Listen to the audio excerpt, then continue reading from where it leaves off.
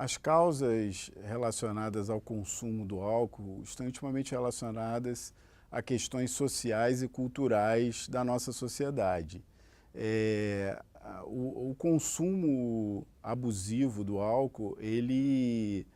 se repercute em efeitos, em vários efeitos nocivos à saúde do indivíduo, né? Estudos mostram que questões relacionadas à violência interpessoal, a câncer de orofaringe, câncer no esôfago, a pancreatite, cirrose hepática, a própria, as questões relacionadas a doenças crônicas como diabetes mellitus e hipertensão arterial estão intimamente relacionadas a ao consumo de álcool e, mais do que isso, existe uma consequência, né, direta de questões relacionadas à violência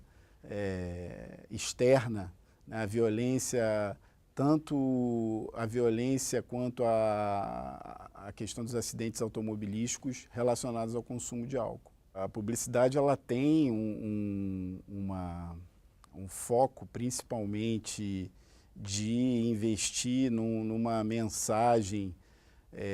que promove e que estimula muito o jovem a partir de determinadas mensagens relacionadas à sexualidade, à obtenção do sucesso, ao esporte,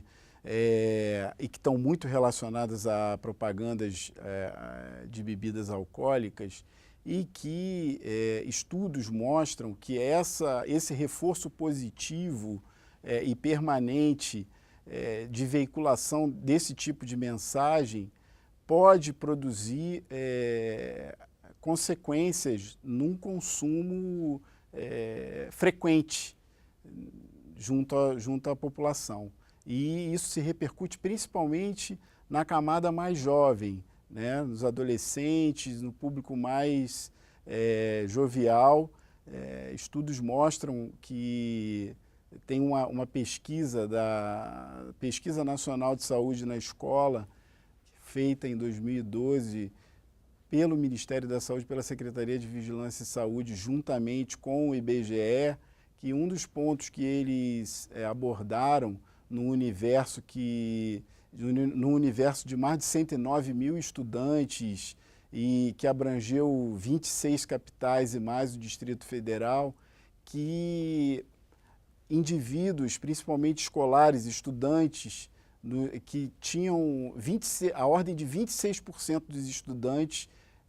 tiveram contato com o álcool no último mês, nos últimos 30 dias. Uma das perguntas era essa. E 26% mostraram que tiveram contato com o álcool. São dados importantes que mostram para a gente como que a propaganda em si, ela induz um contexto de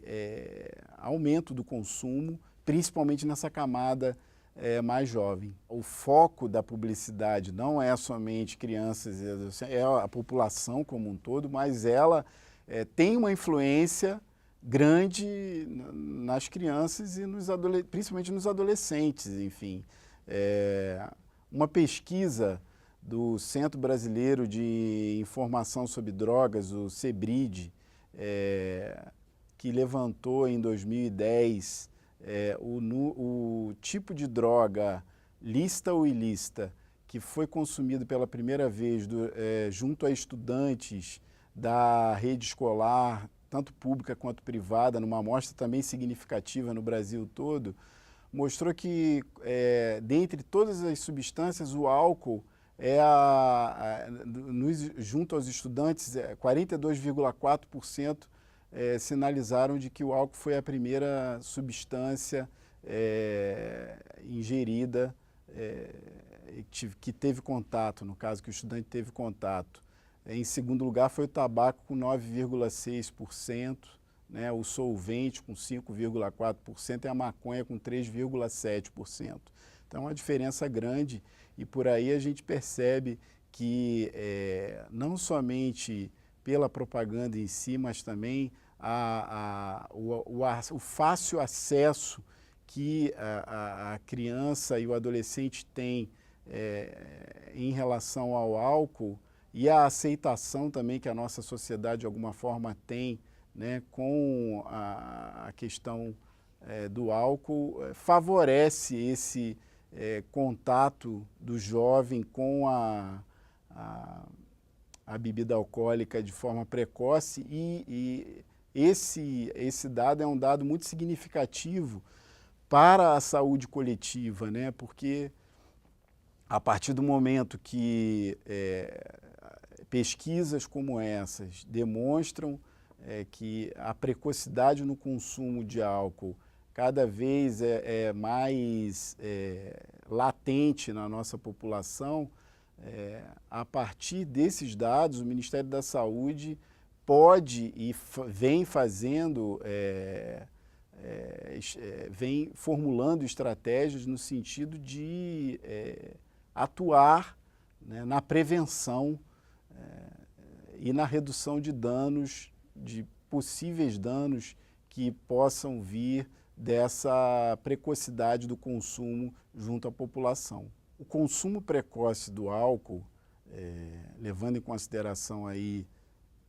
todas as induções que, não só pela propaganda, mas pela própria sociedade,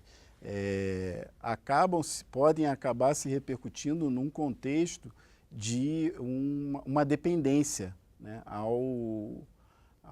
álcool desse indivíduo de forma precoce. Epidemiologicamente, são 4 tipos de usuários, podemos classificar como 4 tipos de usuário. O usuário que é o que é abstêmio, que não utiliza, consome o álcool, o que utiliza o bebedor social, aquele que não tem problemas diretamente relacionados ao álcool, o dependente, né, aquele que tem o uso abusivo do álcool, e o alcoolista propriamente dito, que é aquele que se torna crônico e aí, de alguma forma, ele é considerado um alcoolista crônico. Então, essas 4 tipos de situações devem ter uma preocupação, devem ter um direcionamento de atenção diferenciado a partir de cada caso, e nesse foco a rede do Sistema Único de Saúde, a rede de CAPS, álcool e outras drogas, que de alguma forma tem um foco direcionado para a atenção a dependentes químicos, incluindo aí álcool, a gente vem induzindo todo um contexto de estratégias de cuidado junto a esses indivíduos. O Ministério da Saúde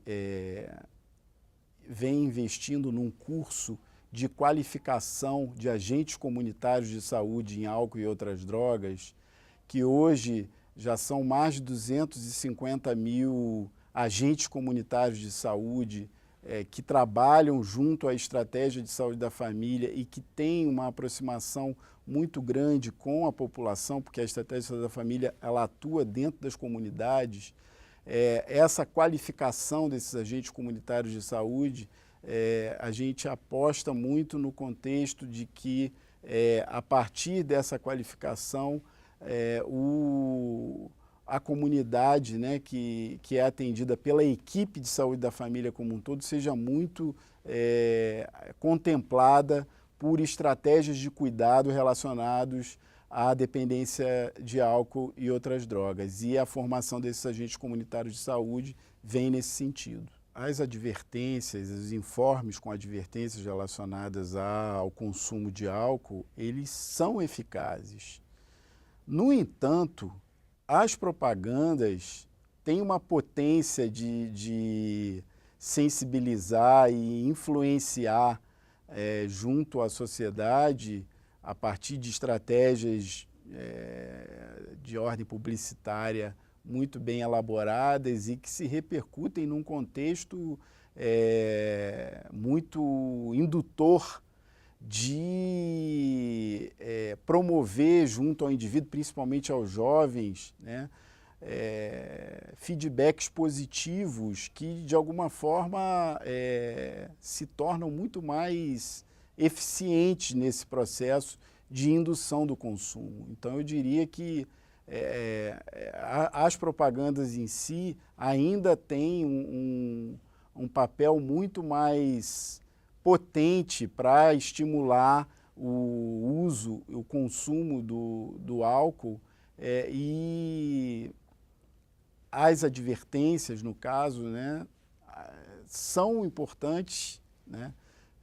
são eficientes, mas a gente tem um contrapeso aí muito mais forte das propagandas, e aí é importante colocar que a partir da Lei 9294, né, que é a legislação que vigora e que,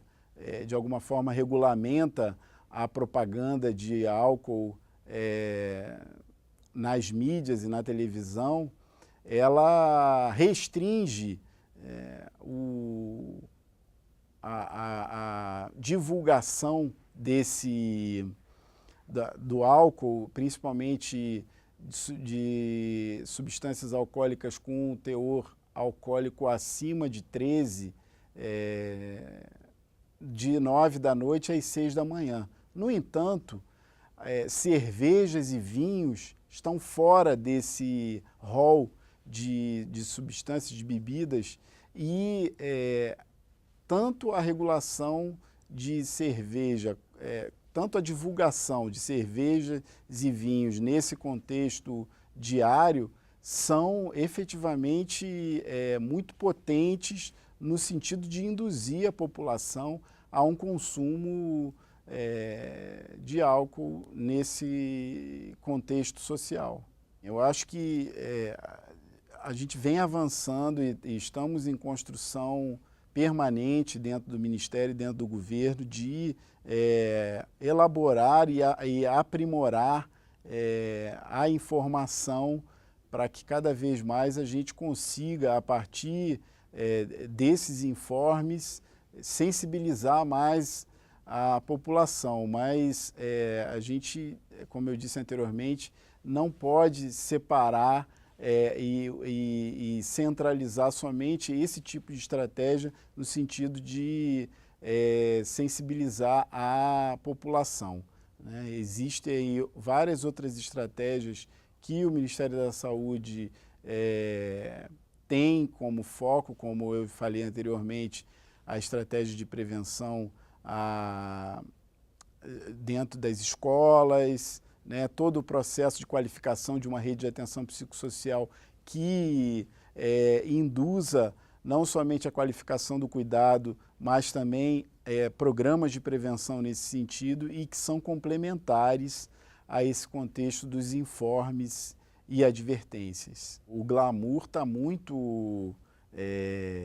claramente estampado nas propagandas, né, e induzem muito a partir de uma mensagem focada na promoção da sexualidade, na questão dos esportes, do humor, também relacionados a ícones da nossa cultura como o samba e o futebol, e que de uma forma muito subliminar e sutil se repercutem num contexto que a sociedade, de uma forma geral, e aí mais especificamente crianças e adolescentes, absorvem, e dados mostram isso, dados de pesquisa mostram isso, absorvem essa mensagem de uma forma muito inofensiva, né? Somando-se a isso toda a aceitação que a sociedade tem em relação à naturalização do consumo do álcool, eu acho que de alguma forma produz sim diretamente um potencial indutor de consumo junto a jovens e adolescentes. Mais de 5.gl vão contemplar aí a restrição junto a cervejas e vinhos, né? De alguma forma, e aí não é à toa que a gente vê dentro do Congresso Nacional uma série de projetos de lei que, de alguma forma, sinalizam uma preocupação para ampliar esse escopo de restrição de bebidas alcoólicas, né? Eu acho que cabe tanto o debate mais aprofundado no legislativo quanto nas instâncias do governo, incluindo aí o Ministério da Saúde, para que a gente, no caso, tanto o legislativo quanto o executivo possam, de alguma forma, produzir aí e colaborar de alguma forma para que esse contexto da regulação e da divulgação de bebidas alcoólicas na televisão possa ter critérios, né, baseados em estudos e baseados naquilo que a gente percebe dos danos que o álcool produz na nossa sociedade, de critérios que, de alguma forma, possam subsidiar melhor a reformulação da Lei 9294,